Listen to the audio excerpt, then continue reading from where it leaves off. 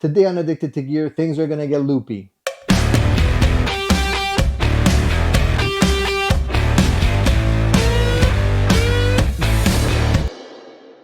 I've lost track of how many looper pedals have come and gone from my rig or setup over the years. Honestly, if I had a nickel for every looper pedal that I've tried or reviewed, I'd have a pocket full of change right now. Now, some looper pedals are too complicated, some are too basic, others just didn't click with me. It's just hard to find the right combination or balance between simplicity, functionality. It seems like that's the magic formula. A lot of people try and take a crack at it but fail miserably. So today we're going to be looking at a brand new looper pedal from Flamma. It's called the FF01 and it's a dual foot switch stereo looper.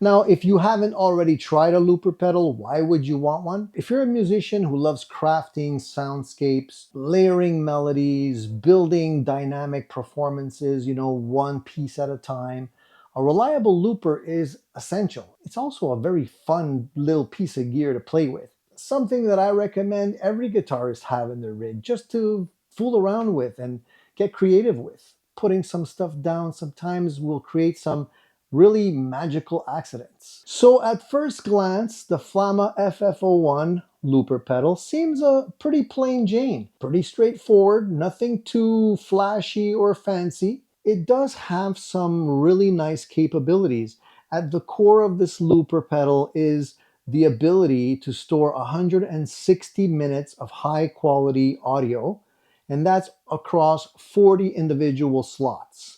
So each slot is capable of holding 4 minutes worth of recorded material. The real-time LED, which is across the front of this unit, provides an easy-to-read visual representation of the loop status or the actual sequence you're in. So it really ensures that you're never lost and you're always aware of what you're doing in terms of functions within the unit. So it's really handy, especially in low light performance environments, I would say. Now, you've probably noticed that the unit does have a dual foot switch, and that is a standout feature for this unit, and it allows you more precision, better control, I would say, because each one of these switches does something different. So the left switch handles recording, overdubbing, and recording playback. The right foot switch here controls stopping or starting your tracks, clearing your tracks using the redo undo function, and triggering the advanced playback options that we'll speak about in a minute or so. One of the other features that I like about this unit is that they have a one-shot playback and fade out option, which allows you to have a little bit more creative expression because it offers you smoother, natural ending loops. This is a pretty thoughtful feature if you pay attention to it, because when you're playing a song, nobody wants a song to stop abruptly like that. They want it to fade out. So when you're practicing or you're crafting a song or something like that, you can select how long you want the fade out to be. It could be 3 seconds, 4 seconds, 5 seconds, or so on.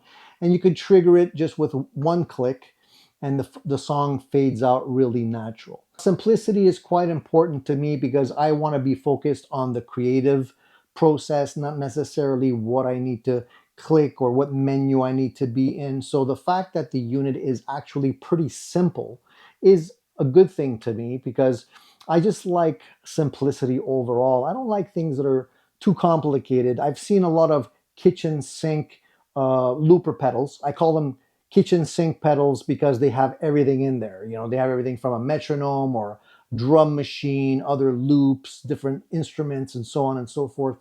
That's good, but you might not always need all of that. And sometimes all you want to do, is just get a loop down. You don't want to spend your time tweaking or setting up all kinds of functions. You just want to play. And this allows you to do that. They've made the user experience the priority, and they're just giving you a unit that provides an intuitive interface and minimizes distractions and basically maximizes your creativity, and that's great. The unit has two knobs here, and these knobs also act as buttons, so you have quick control over the menu, and we'll look at that in just a minute. So it can control the loop sections, it can control volume, you can save your loops all with these two buttons right here.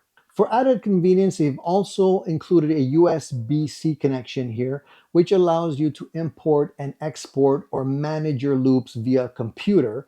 So you can access each storage slot, and they each correspond to a dedicated folder, making it very easy to organize your file once the unit is connected to your computer. So that makes your life a whole lot easier and makes things a lot more straightforward.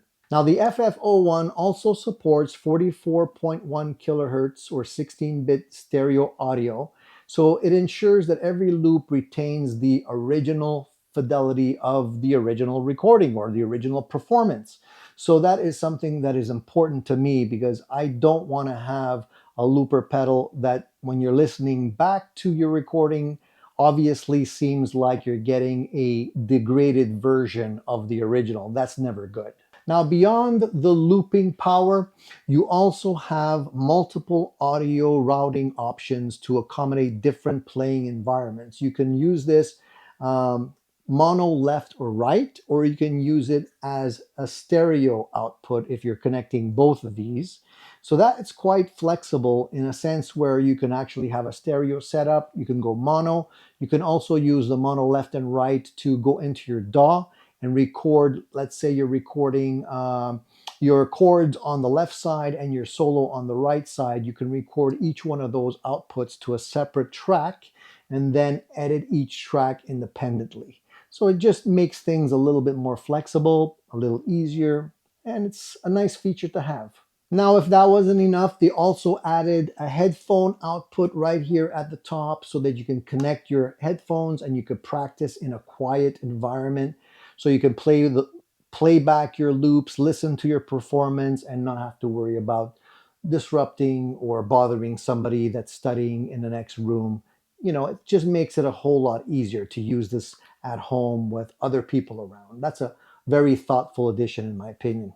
So I think this stereo looper is a nice addition to my board. It's budget friendly, it's simple, it has good quality sound, plenty of storage, and it's intuitive and easy to use. And it has nothing that you don't need. They didn't throw in just bogus stuff just to say it's got more features. It's down and dirty, but it gets the job done. So whether you're experimenting with new sounds or layering loops in the studio, I think you should check out the Flamma FF01. It offers a really nice combination of power and simplicity. So if I have to recap with the things that I like about this unit, I'm going to say the 160 minutes of loop time is great. The dual foot switch system is nice if you like to have a little bit more flexibility, but it could be tricky for some people, and I'll explain why in a second. Of course, the fact that they do have a stereo feature For the outputs, that's always nice to have. The headphone jack is not something that you always see on a looper pedal. That's pretty nice. And the LED strip as well as the screen on this unit make it very user-friendly and easy to use. So I give all of that really nice thumbs up, including the USB-C connectivity. That's also great too, just simplifies your life. So all of that deserves a thumbs up. What could be made better? I'll have a couple of little things that I want to mention, and maybe the people over at Flamma could improve the next version. I like the fact that they included a really nice color screen here, but in certain circumstances, they didn't take full advantage of that, which is a shame because I feel like they could have. For example, when you're adjusting the volume, you do see really nice bars across the screen, but the bars is just a graphic. They're not dynamic, so they don't move. Instead, you have to look at the little numbers at the bottom of the screen to check the output level. So when you're playing in a live scenario and it's on the floor, you know, the numbers are quite small. They could have used those big, beautiful graphs to simplify what you're doing there and make it more visible. That's one thing I think could be improved. The other thing is some people might not like the dual foot switch, and I'll explain why. Now, if you have big feet or if you're clumsy or have poor coordination, you might find yourself struggling to hit only one of the switches at a time because they're rather close. If this was a double pedal, it would take more real estate on your board, but it would make it easier to hit each of the switches independently. The fact that they're quite close together like this might not be for everyone. You might find yourself stumbling a little bit with that. The other thing is the fact that it is stereo is great. However, when you're plugging in headphones into the unit, if you're going in mono, you're only going to hear sound coming out of one ear. If you're going in stereo, you will hear both sides, but there will be both sides independently. So it won't be true stereo. You'll hear, let's say, a rhythm strumming on one side and your solo on the other side. The other thing also is that the unit out of the box feels very light because the enclosure is plastic. So automatically, you know, when I feel a plastic enclosure, it just gives the unit a little bit of a cheap feel.